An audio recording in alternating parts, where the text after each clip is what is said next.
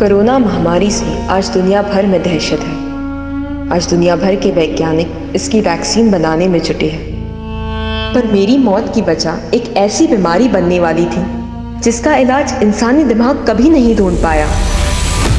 अब हम तुमसे डरने नहीं वाले, समझे?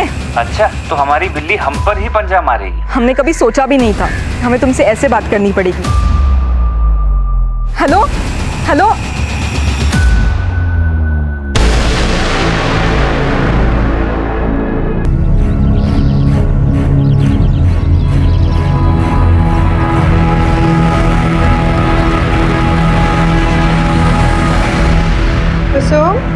तुम ये चौका चूल्हा छोड़ो बेटा, हम कर लेंगे सब। जाओ तुम। माँ, लॉकडाउन खुलने तक ऑफिस तो जाना नहीं। कुर्सी पे बैठे बैठे देखो कितने मोटे हो गए हम।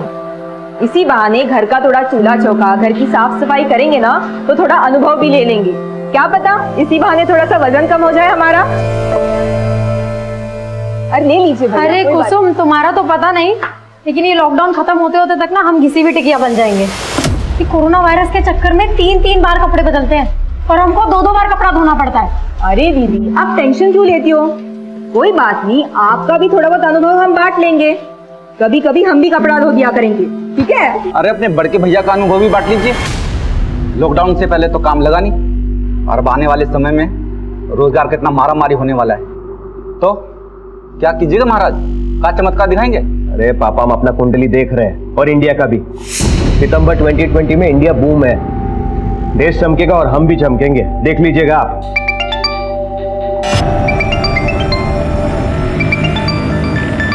पापा, हम अभी आते हैं। हाँ,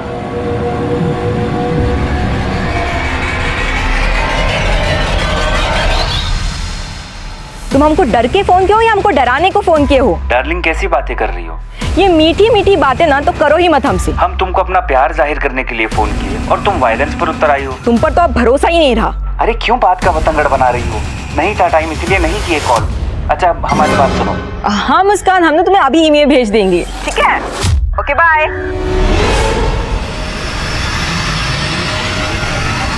किससे बात कर रही थी?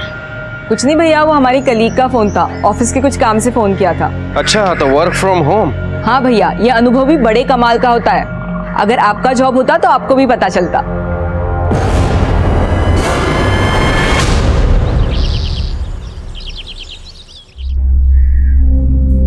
कुसुम, अरे तुम्हारा वर्क फ्रॉम होम चल रहा है ना, तो कहाँ जाने की तैयारी में हो?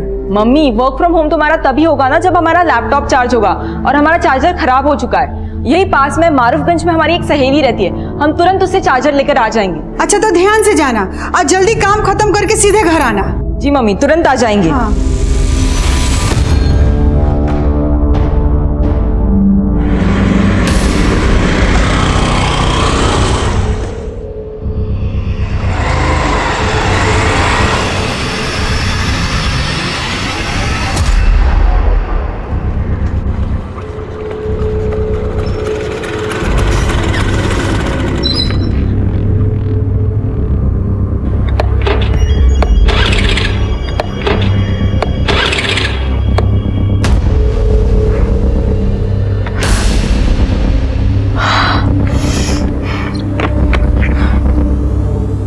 क्या हुआ मैडम, कोई समस्या है तो हमको बताइए ना। हेलो। हाँ शीतल दीदी, वो हमारी स्कूटी खराब हो गई है। स्कूटी खराब हो गई? अच्छा, अभी कहाँ हो तुम? वो यहाँ अनीसाबाद के यहाँ पे। पर कुसुम, तुम तो मारूफगंज जाने वाली थी ना, तुम्हारी स्कूटी अनीसाबाद में कैसे खराब हो गई? वो हमको फुलवारी शरीफ में 2 मिनट का काम था, सोचा वो भी निपटा ले। और वैसे भी अभी लॉकडाउन के चलते कहीं बाहर जाना तो होता ही नहीं है। तो बबलू भैया है ना, वो तुम्हारे पीछे ही निकले थे। एक बार उनको फोन करो, क्या पता वो तुम्हारे आसपास ही हो। बबलू भैया हमारे पीछे निकले थे? हाँ। अच्छा तुम रुको, हम बबलू भैया को फोन करके बोलते हैं, वो तुम्हें अनीसाबाद से पिक कर लेंगे। हाँ ठीक है, चलेगा।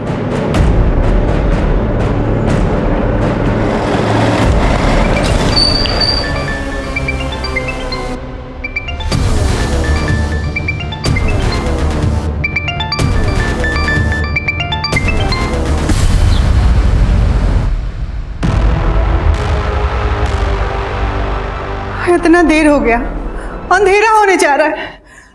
ना कुसुम का फोन लग रहा है ना बबलू का फोन लग रहा है। हाँ, हमको चिंता हो रहा है। गली मोहल्ला पूरा सून हो गया है। अरे मम्मी घबराइए मत, उन दोनों का फोन का बैटरी खत्म हो गया होगा। अरे तो दोनों का बैटरी एक ही साथ खत्म हो जाएगा। हाँ, हमको कुछ ठीक नहीं लग रहा है। हमारा मन घबरा रहा। हमारा दोनों बच्चा ठीक है कि नहीं? अब इस लॉकडाउन में साधन भी नहीं है, कैसे खोजने जाए उनको? ओ, शंकर का बेटा मंटू, उसके पास बाइक है ना? हाँ। तुम अपनी मम्मी का ख्याल रखो, ठीक है? और अगर वो वापस आ जाए तो हमको फोन करना। जी पापा।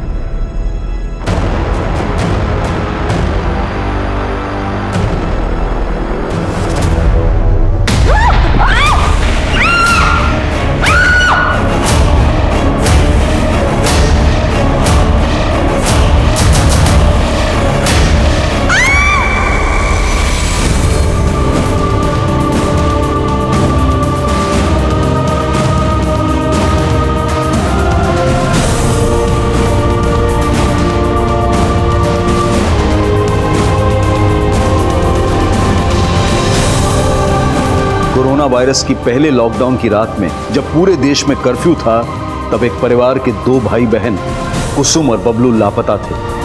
उनके पिता रामनाथ उनको ढूंढने की नाकाम कोशिश कर रहे थे और उनकी मां दुर्गा और बहन शीतल सकते में थे।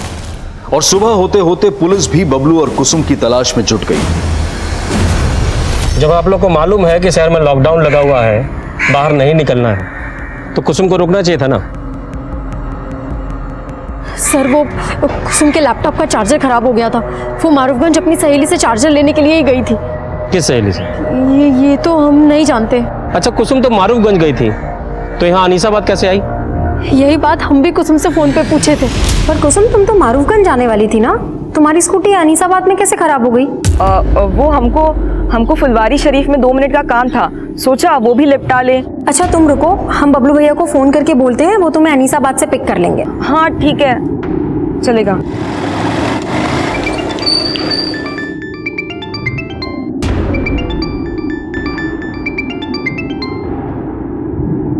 हेलो, अरे कहाँ आफत है शीतल? काहे फोन कर रही हो? भैया वो कुसुम का स्कूटी है ना, अनीसाबाद में खराब हो गया है, आप उसको पिक कर लेंगे? तो यहाँ बबलू अनीसाबाद में कुसुम से मिला था? सर हमको नहीं मालूम, हमने जब दोबारा फोन किया तो दोनों का फोन स्विच ऑफ आ रहा था। कुसुम फुलवारी शरीफ किससे मिलने गई थी? ये तो वो नहीं बताई थी हमको। कहीं ऐसा तो नहीं कि कुसुम आप लोगों से सच छुपा रही हो सकता है कुसुम का किसी लड़के के साथ अफेयर चल रहा हो। ये क्या बोल रहे हैं साहब? हमारी कुसुम ऐसी नहीं है। सर वहाँ पे एक फीमेल का सैंडल मिला है, उसपे खून के धब्बे भी हैं। हाँ? आइए सर, ये देखिए।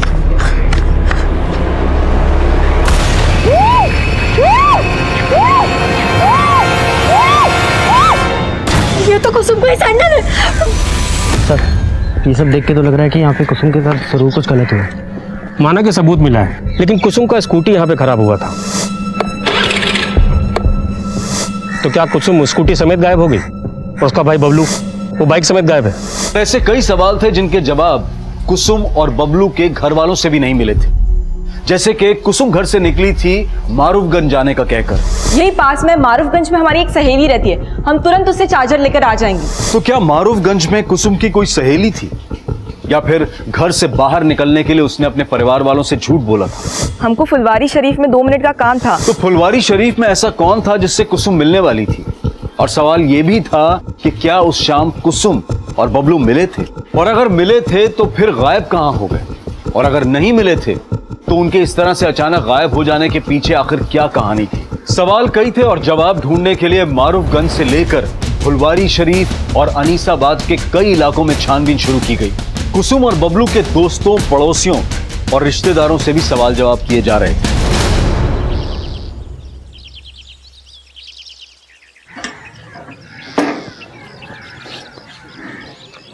मैं कमिंग सर, ये हमारे थाने के ऑफिसर और कांस्टेबल का fitness report. All good? Yes sir. Great. अच्छा, तुम जो भाई बहन के मिसिंग केस को इन्वेस्टिगेट कर रहे हो, उसकी क्या अपडेट है? सर हमारी टीम इन्वेस्टिगेशन कर रही है, हमारे हिसाब से भाई में ही कुछ गड़बड़ है सर। तुम्हें एडिशनल टीम की जरूरत तो नहीं? नहीं सर। फिर भी अगर जरूरत हो बता देना। सर मामूली केस है, वैसे भी लॉकडाउन मैनेजमेंट में आपको ज़्यादा बड़ी टीम का जरूरत है sir. You carry on. Sir DM sir के पास जाने का टाइम हो गया।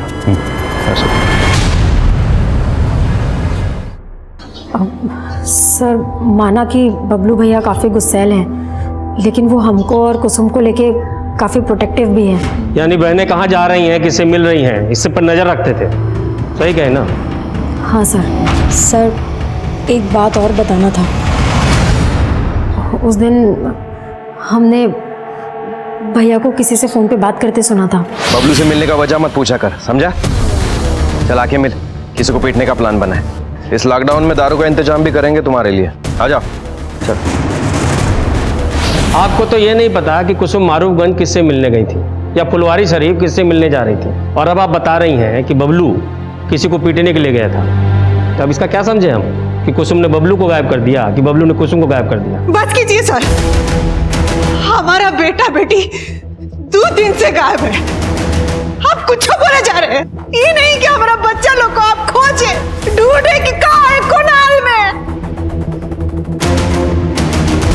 शीतल के बयान के बाद पुलिस बबलू को जानने वाले हर दोस्त, हर जानकार से मिल रही है। और फिर भाई बहन के कॉल रिकॉर्ड्स में नए समीकरण सामने आए। सर बबलू के दोस्तों से ये नहीं पता चल रहा है कि वो उस शाम किसको पीटने वाला था, लेकिन सर बबलू और कुसुम दोनों के फोन उस शाम अनीसाबाद में एक साथ ही बंद हुए थे। यानी दोनों भाई बहन उस शाम मिले होंगे। लेकिन सर दोनों भाई बहन के एक साथ गायब होने की कहानी कुछ समझ में नहीं आ रही। और सर कुसुम के कॉल रिकॉर्ड में एक सस्पिशियस नंबर भी मिला है जो उस शाम फुलवारी शरीफ में ही एक्टिव था, और उसकी बहन ने बताया कि वो उस शाम फुलवारी शरीफ में किसी से मिलने वाली भी थी। किसका नंबर है? Sir number 89।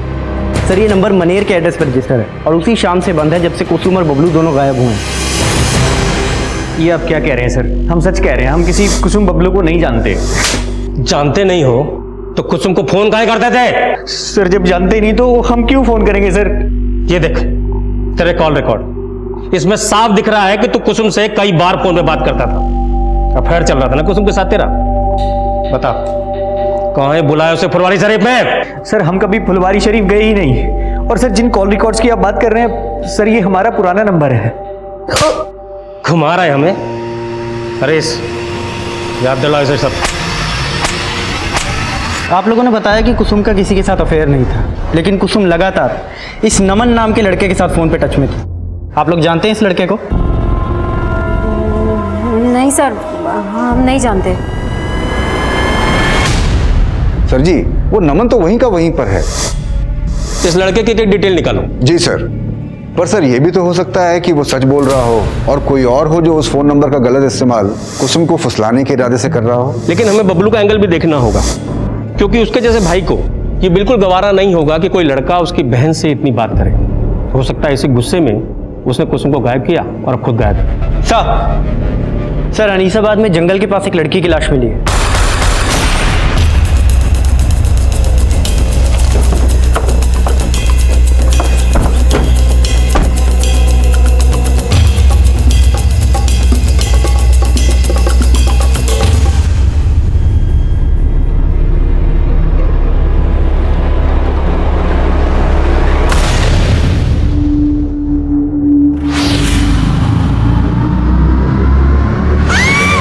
सर बहुत ही ब्रूटल मर्डर है। हो सकता है कि लड़की के साथ रेप। स्कूटी मिली? नहीं सर। और सर बबलू का भी कुछ पता नहीं चल रहा। सर हो सकता है कि बबलू इसी को मार के भाग गया हो। कुसुम के घर वालों को स्नैक के लिए बुलाओ। सर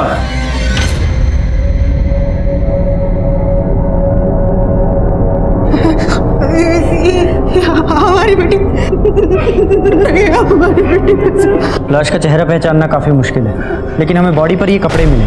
क्या ये कपड़े कुसुम के?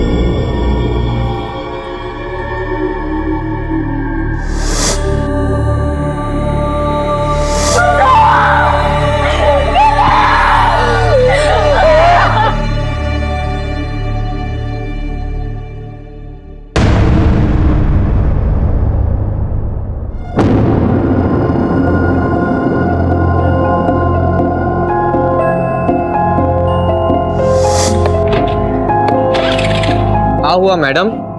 कोई समस्या है तो हमको बताइए ना। Yes brother Alok, what happened? अरे अभी हम न्यूज में पढ़े हैं, उसका फोटो भी देखें, वही स्कूटी वाली लड़की का मर्डर हुआ है। इका ट्रेजिक हो गया। अब तुम रुको, हम अभी चिंटू को कॉन्फ्रेंस पर लेते हैं। 1 मिनट रुको। क्या? उस स्कूटी वाली लड़की का मर्डर हो गया? अबे कौन मारा बे उसको? भाई हमरे तो रोंगटे खड़े हो गए बात को सुनकर। मानो कल की बात है जब हम उसे देखे थे सामने। अब भूल जाओ भाई। अगर हम गलती से भी किसी को कह दिए कि हम उस लड़की को देखे थे तो हमारा शनि मंगल सब खराब हो जाएगा। क्या समझे? सही बोले आलोक, कहीं ऐसा ना हो जाए पुलिस हम ही पर इल्जाम डाल दे। सर हम लोगों को तो लग रहा था कि कुसुम का रेप हुआ होगा, लेकिन सर पोस्टमार्टम रिपोर्ट ने तो कहानी बदल के रख दी। क्रिमिनल बहुत शातिर है हरीश। वो दिखाना चाह रहा है कि जैसे रेप हुआ, लेकिन रिपोर्ट से साफ है कि ये मर्डर केस है और फिलहाल गुनाहगार सिर्फ बबलू नजर आ रहा है।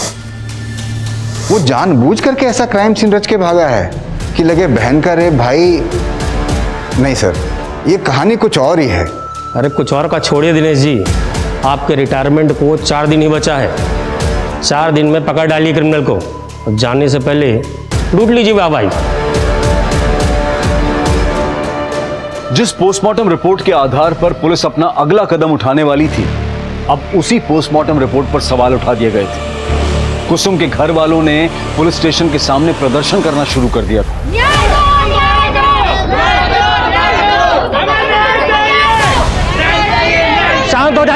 शांत हो जाइए। देखिए, कुसुम का पोस्टमार्टम कराने से रिपोर्ट बदल नहीं जाएगा।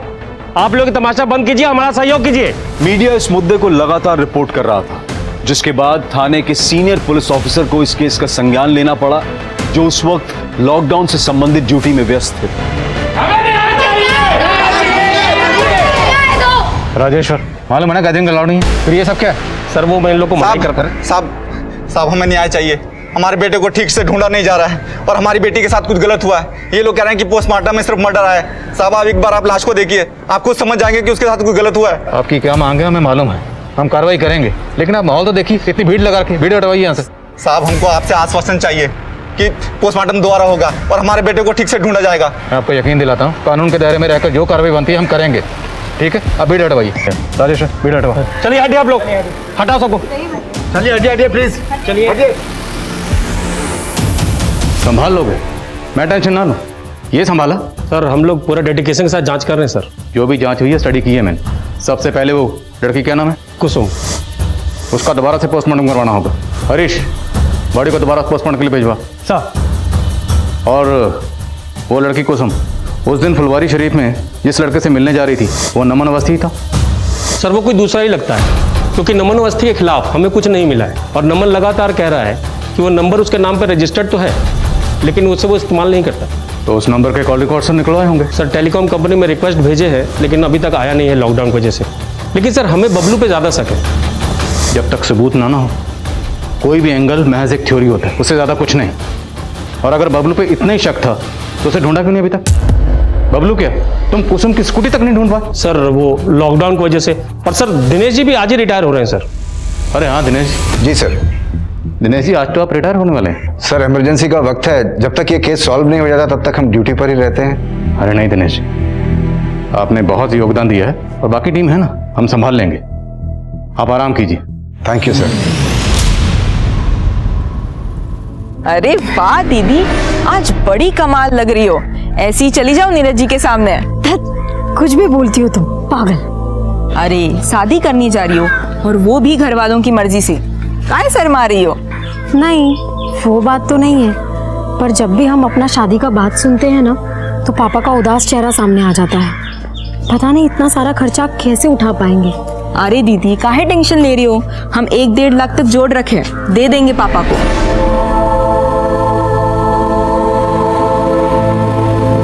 कुसुम की सेकंड पोस्टमार्टम रिपोर्ट आ गई है।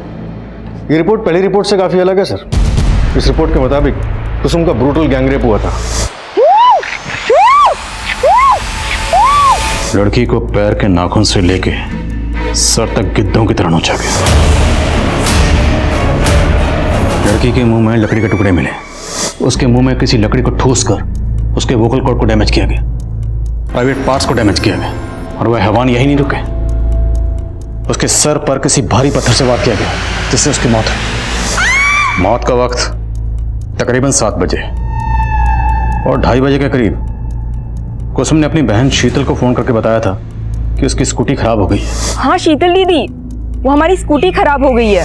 मतलब लड़की ने तकरीबन 5 घंटे टॉर्चर सहा। सर कुसुम के नाखूनों में रेपिस्ट के स्किन के ट्रेसेस मिले और भी चौंकाने वाले पॉइंट्स हैं सर इस रिपोर्ट में। सर कुसुम 1 मंथ प्रेग्नेंट थी, लेकिन उसके बॉयफ्रेंड का कोई नामो निशान नहीं, और हमें तो ये भी नहीं पता कि उसका भाई बबलू कहाँ गायब है। और सबसे हैरानी की बात यह है कि पहली पोस्टमार्टम रिपोर्ट में यह सब मेंशन क्यों नहीं था। इस एरर की इंक्वायरी करनी होगी। सर इस एरर के पीछे कौन है, मुझे इसका हिंट मिला है। सब इंस्पेक्टर राजेश्वर को सस्पेंड कर दिया गया। नई पोस्टमार्टम रिपोर्ट ने इस केस का रुख मोड़ कर रख दिया था। सवाल यह भी था कि क्या बबलू इसमें इन्वॉल्व था और वो अब तक गायब क्यों था। पुलिस ने क्राइम सीन के 1 किलोमीटर के रेडियस में फिर से छानबीन शुरू करवा दी और अब बारी थी कुसुम के माता पिता के सच जानने की।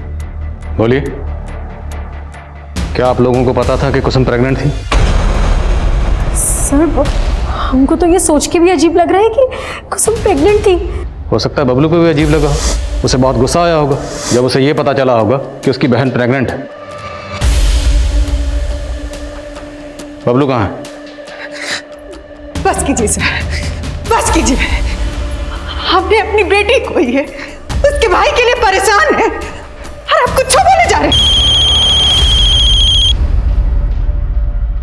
हाँ मोइन। सर बबलू मिल गया है, लेकिन वो जिंदा नहीं है, उसका भी मर्डर हो गया।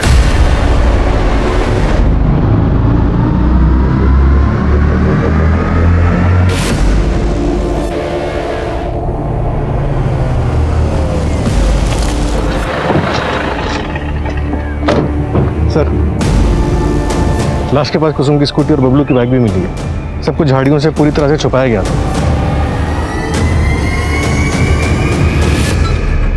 कुसुम की स्कूटी इस एरिया में खराब हुई थी, मतलब बबलू कुसुम को ढूंढता हुआ यहाँ तक आया था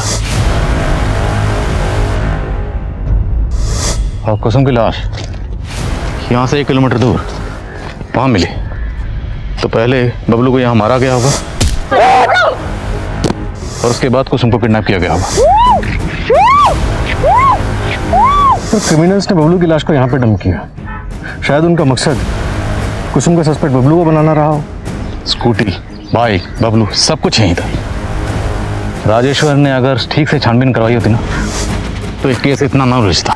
सर शीतल ने अपनी स्टेटमेंट में कहा था कि बबलू का किसी से झगड़ा हुआ था और वो अपने दोस्तों के साथ किसी को पीटने का प्लान भी बना रहा था। चल आके मिल, किसी को पीटने का प्लान बना है। हो सकता है कि सब कुछ बबलू के किसी दुश्मन का किया धरा हो सकता है ये कुसुम और बबलू के पूरे परिवार का दुश्मन हो, या ये वो भी हो सकता है जिसने कुसुम को प्रेग्नेंट किया। जो भी है, हमें हर एंगल पर नए सिरे से काम करना होगा बिना वक्त गवाए। बड़े को पोस्टमार्टम के लिए भिजवा। Right sir.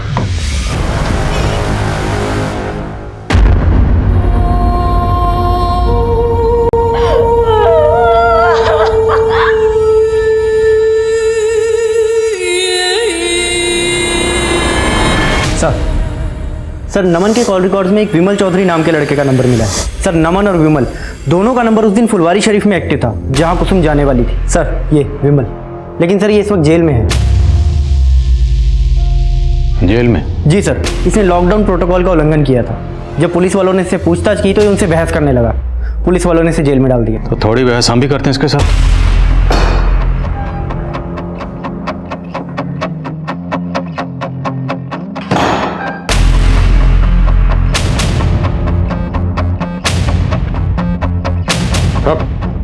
मास्क लगा। साहब हम किसी कुसुम को नहीं जानते, वो मुझे फुलवारी शरीफ में अंकुश ने बुलाया था। कौन अंकुश? विमल जल्दी से फुलवारी शरीफ पहुंचो। फुलवारी शरीफ? अरे लेकिन बात क्या है? साहब अंकुश बोला वहाँ एक लड़की को डराना धमकाना, तो बस हम वहाँ पहुँच गए। उसका फोन भी बंद आ रहा है, पता नहीं कहाँ मर गई। साहब वहाँ वो लड़की आने वाली थी, वो आए नहीं तो हम दोनों चले गए।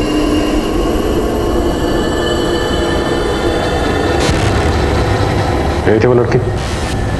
हमें तो ये नहीं मालूम कि इसी वो लड़की थी या नहीं। ध्यान से देख। क्योंकि हमने देखा नहीं था साहब। जिस लड़की का तुम लोगों ने रेप किया, जिसका कत्ल किया, तुम लोगों को ये नहीं पता कि वो लड़की कौन थी। अब झूठ नहीं बोल रहा हूँ मैं साहब, हमको नहीं मालूम कि लड़की का खून किसने किया। बेशक अंकुश ने किया होगा तो उनको मालूम नहीं साहब। कहाँ मिलेगा ये अंकुश?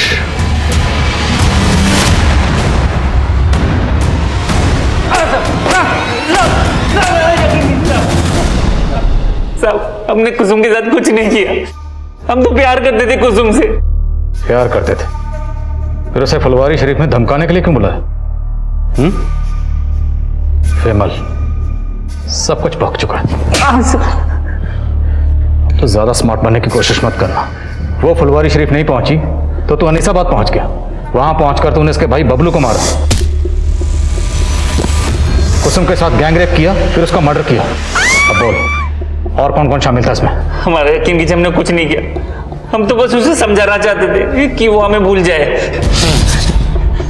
तेरा अफेयर था ना उसके साथ? उसे प्रेग्नेंट भी तुमने किया था?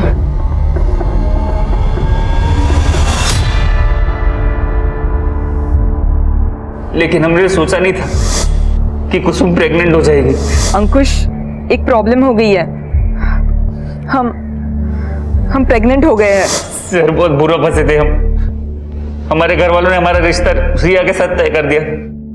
वैसे दिखने में कुसुम ज्यादा अच्छी थी, लेकिन रिया अपने बाप की इकलौती, बहुत पैसा है उसके पास, इसलिए कुसुम को रास्ते से हटा दिया, और उसके भाई बबलू को भी। नहीं साहब, हमने कुछ नहीं किया, हमारा यकीन कीजिए। प्लानिंग तो बहुत लंबी की थी तुमने, और अब तो बहुत लंबा फंसेगा। नमन नाम के लड़के के सिम से तो कुसुम को फोन करता था ना? नहीं सर। वो सिम कहां से आया तेरे पास? सर वो सिम कहां से आया तेरे पास? सर नमन हमारे हॉस्टल में था, हमने तभी उसका सिम रख लिया था। तो ये नमन भी तुझे बचा रहा था, ये भी शामिल है इसमें? हमने कुछ नहीं किया सर, हमारा यकीन कीजिए सर, हमारा यकीन कीजिए।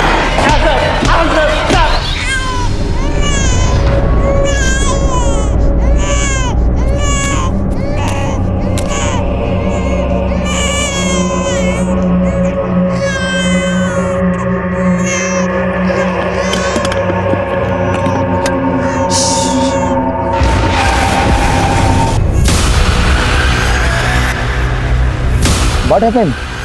आप रो क्यों रहे हो? हमारा बच्चा बहुत बीमार है, हम अपने गांव आसनसोल जा रहे हैं मालिक। अरे बाप रे, इतनी दूर और वो भी पैदल? देखा, इस महामारी ने सबका हालत खराब कर दिया। अरे तुम डरो मत, हम गरीबों को खाना पीना बांट रहे हैं। तुम बैठो, तुम्हारे बच्चे को अच्छे डॉक्टर को दिखा देते हैं। बैठो। अरे नहीं नहीं, आप कहीं तकलीफ उठाइएगा, हम चले जाएंगे। अरे इसमें तकलीफ काहे का? दीजिए दीजिए बच्चे को, हमें दीजिए। अरे दीजिए, आप दीजिए, थोड़ा पुण्य हमें भी कमाने दीजिए ना। दीजिए, अरे दीजिए। अब आइए आइए, चलिए बैठिए, बैठिए गाड़ी में, बैठिए। बैठो बैठो। अरे बैठो बैठो बैठो, अब गाड़ी के अंदर बैठो। अरे हमारे बच्चों को दीजिए, छोड़िए छोड़िए। ए चिंटू, गाड़ी चला रहे। बच्चा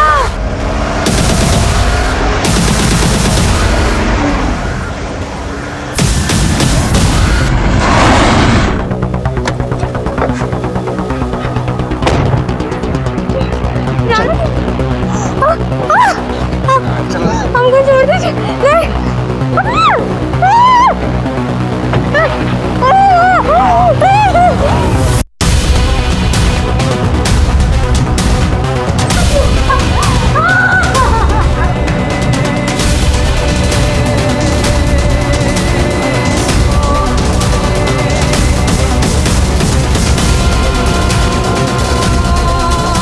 हमको जाने दीजिए, हमारा बच्चा छोड़ दीजिए ना।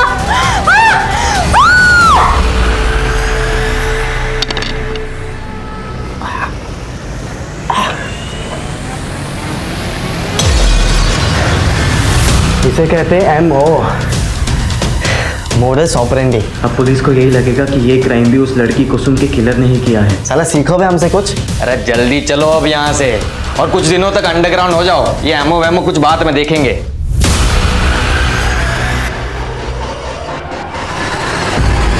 सर अंकुश को बहुत तोड़ा, नमन और विमल दोनों को दोबारा से रिमांड पे लिया, लेकिन सर कोई कुछ नहीं उगल रहा है।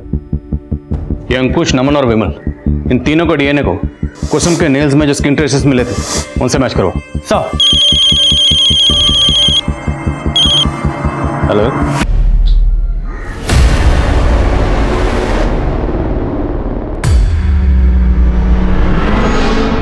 अगर तुम दोनों इस जुगाड़ में हो कि कुछ माल मटेरियल मिल जाएगा तो ऐसा कुछ नहीं होने वाला।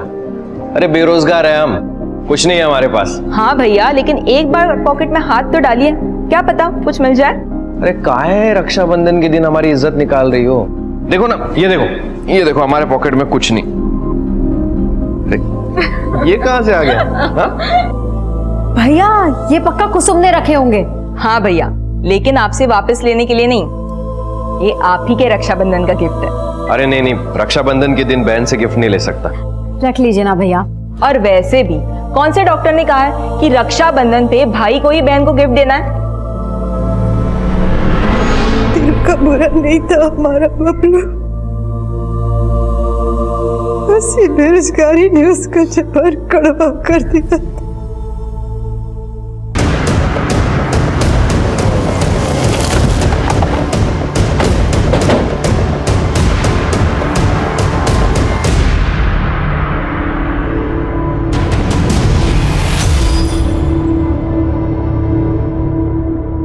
सर, कुसुम की लाश भी हमें इसी तरह मिली थी।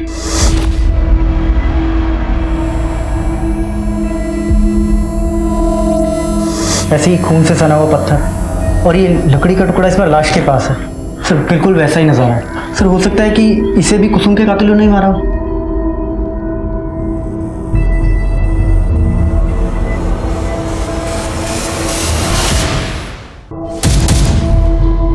हो सकता है इसके हाथ पैर उस रस्सी से बांधे गया। कुसुम के हाथ पैर पे भी इसी तरह के निशान थे। कुसुम की बॉडी के पास कोई रस्सी मिली थी? नहीं सर, कोई रस्सी नहीं मिली। आसपास चेक करो, सब जगह चेक करो। साहब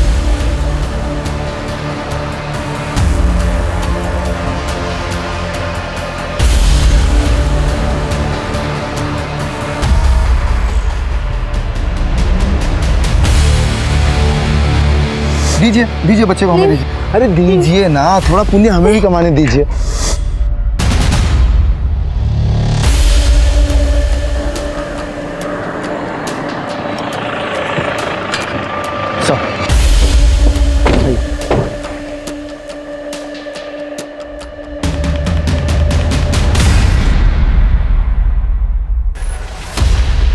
सर ये मोबाइल भी मिला यहाँ पे। ऑन करो, देखो किसका। सर चेक किए, ऑन नहीं हो रहा, शायद बैटरी डेड है। चार्ज करवाओ, देखो किसका। सर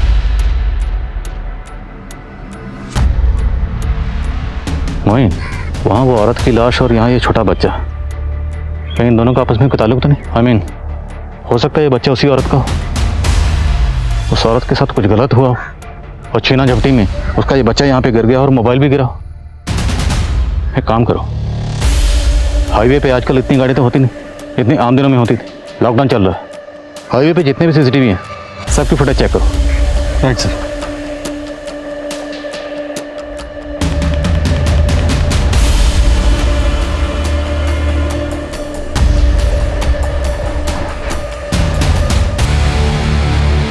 सर ये मोबाइल एक नीलम नाम की औरत का है जो एक माइग्रेंट लेबर है। मेरी उसके घर वालों से बात हुई है, वो अपने बच्चे के साथ पैदल आसनसोल के लिए निकली थी। मतलब बच्चा उसी औरत का था। फैमिली को शनाख्त के लिए बुलाओ।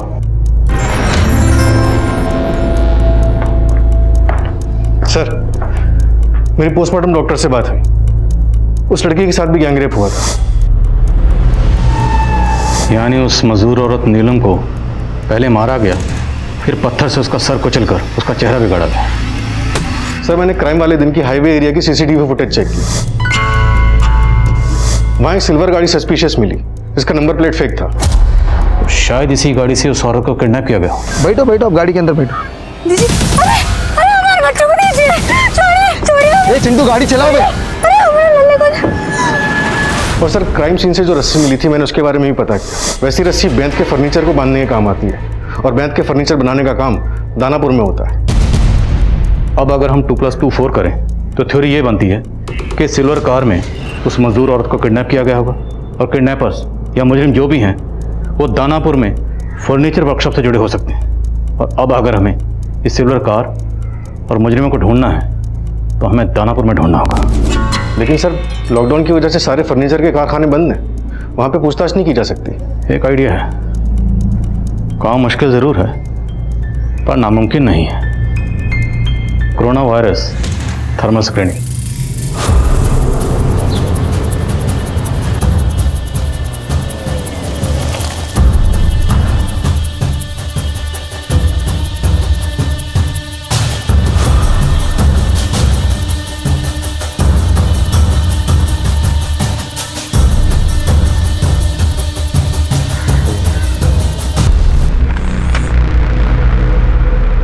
अरे साहब, आप?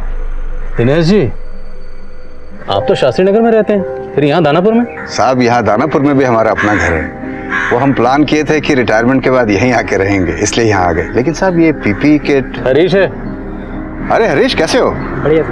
तो साहब, ये कोरोना ड्यूटी में ये थर्मल स्क्रीनिंग का ड्यूटी भी पुलिस को ही दे दी है क्या सरकार? दिनेश जी, आपको कुसुम मर्डर केस याद है? हाँ सर, याद है। कोई है शहर में जो लड़कियों को अपना शिकार बना रहा है, और हमें पूरा शक है कि वो इसी एरिया का है। साहब, यहाँ दानापुर से? जी, और हमें ये भी खबर लगी है कि जो भी है वो सिल्वर रंग की गाड़ी इस्तेमाल करता है। क्या बात है चिंटू, इतना अर्जेंट में काहे बुलाया हो? यार, पुलिस को पक्का हमारे बारे में सब कुछ पता चल चुका है। पता चल गया? लेकिन कैसे? अरे वो इंस्पेक्टर मिला था पापा को, कह रहा था कि हाईवे वाले कार में किसी सिल्वर कलर की गाड़ी का इस्तेमाल हुआ है। आज एक खबर सुनकर दिल दहल गया है। एक मजदूर लड़की 500 किलोमीटर पैदल चल के अपने गांव जा रही थी। बेंत की रस्सी से बांधकर उसको अगवा कर लिया, बलात्कार किए, फिर मार कर फेंक दिए कुछ हैवान। और देखिएगा पापा, इस बार भी कोई पकड़ा नहीं जाएगा। पुलिस के बस की बात ही नहीं है ये। इंस्पेक्टर साहब मिले थे आज हमको, और हमको लगता है कि वो जानते हैं कौन लोग हैं इस कांड के पीछे। कोई सिल्वर रंग की गाड़ी को ढूंढ रहे हैं वो। लेकिन हमने तो हमारी सिल्वर गाड़ी का नंबर प्लेट ही गलत लगवाए थे हम, फिर कैसे पता चल गया? देखो, पुरानी बातों को छोड़ो, अब सोचो आगे क्या करना है यार। नहीं साहब, हम मानते हैं कि हमने उस मजदूर औरत का रेप किया और उसे मारे भी, लेकिन साहब हमने कुसुम के साथ कुछ भी नहीं किया। सब सच कह रहे हैं हम। हाँ साहब, हम उसको नहीं मारे हैं, हम बस उसका रेप किए। सुन रहा हूँ, आगे बोलो। और वो भी रेप करने का कोई प्लान नहीं था, बस वो तो गलती से हो गया सर।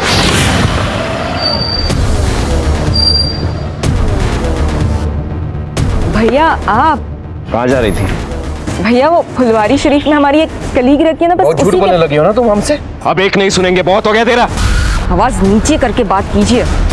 तेरी आवाज सब ऊपर नीचे कर देंगे हम। बहुत पर लग गया ना तेरे। या छोड़ रहे लड़की को है? कुछ प्रॉब्लम है कबे?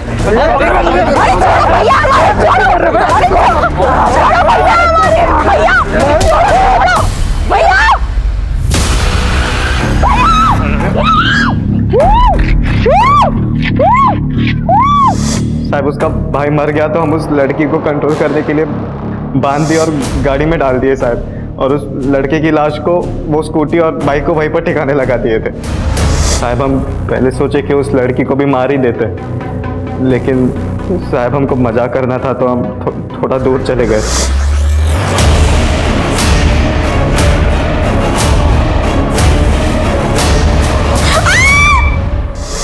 साहब, हम सोचे कि वो खुद ही तड़प तड़प के मर जाएगी। लॉकडाउन में उसे कौन देखता था? कुसुम को हमको पत्थर से नहीं मारे थे सर, उस मजदूर औरत को जरूर पत्थर मार के उसका चेहरा बिगाड़ा था सर हम लोग ने। साहब, हम ये सोचे थे कि आप लोगों को यही लगेगा कि कुसुम के कातिल ने उसे मारा होगा, लेकिन साहब हम कसम से कह रहे हैं, हमने कुसुम के साथ कुछ भी नहीं किया साहब। हमने तो उसको जिंदा छोड़ दिए थे वहीं पर। ये तीनों ये तो कबूल कर रहे हैं कि इन्होंने कुसुम का रेप किया, लेकिन ये मानने को तैयार नहीं है कि इन्होंने कुसुम को मारा भी।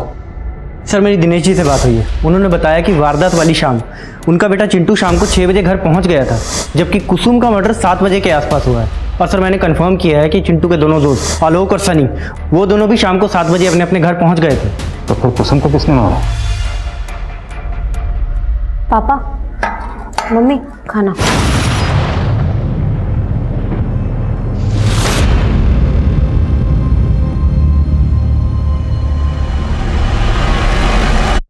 चलिए रामनाथ जी, चलते हैं। मंटू, वही मंटू जिसके साथ आप उस दिन कुसुम को ढूंढने गए, उस मंटू ने हमें कुछ बताया।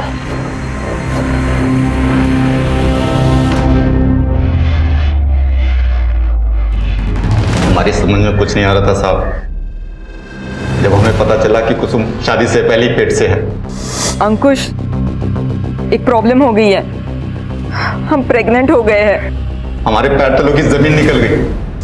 हमने किसी से कुछ नहीं बोला सिवाय बबलू के। हमने कल्पना भी नहीं की थी कुसुम हमारा मुंह काला कर देगी।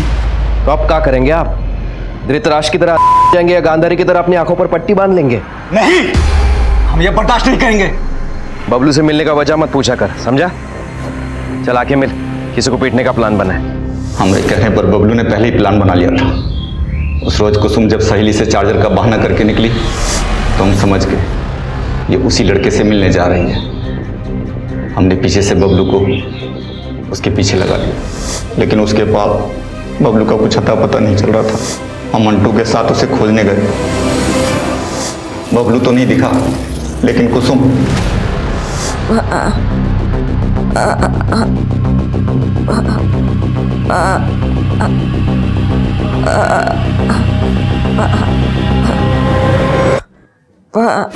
अरे क्या बोलना है तुमको? तुम्हारा छाया भी हमारे खानदान को अशुद्ध कर देगी। नहीं करने देंगे अशुद्ध।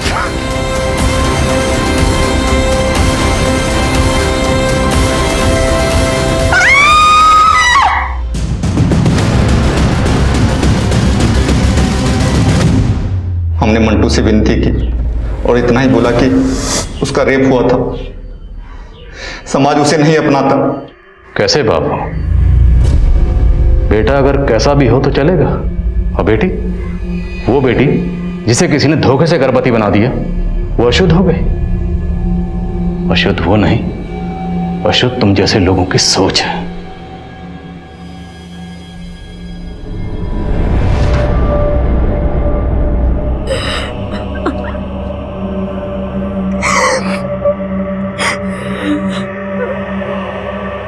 हर इंसान के दो चेहरे होते हैं, एक अच्छा एक बुरा। उस इंसान को कौन से चेहरे ने जकड़ रखा है ये हम नहीं जानते और धोखा खा जाते हैं। इस केस में कुसुम अंकुश को अच्छा समझ रही थी, जो बुरा निकला। कुसुम का भाई बबलू और उसका अपना पिता रामनाथ, वो सबके चेहरे से धोखा खा गई। और वो तीन दरिंदे जिन्होंने दो महिलाओं की जिंदगी बर्बाद की थी, उनके भी दो चेहरे थे। अपने परिवार की महिलाओं के सामने एक अच्छे इंसान का चेहरा, लेकिन वही चेहरा दूसरी महिलाओं को देखते ही बदल जाता था, हैवान बन जाता था।